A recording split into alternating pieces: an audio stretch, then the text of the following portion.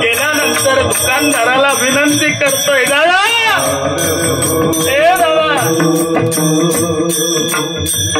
माझ्या पत्नी करता 2000 रुपयाची साडी द्या, 2000ची साडी द्या.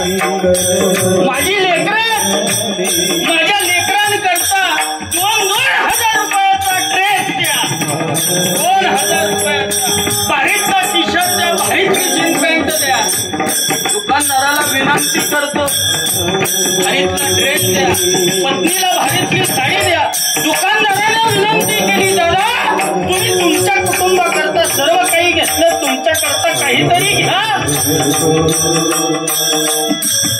बाप म्हणला, महाराज माझ्याकडे सर्व आहे.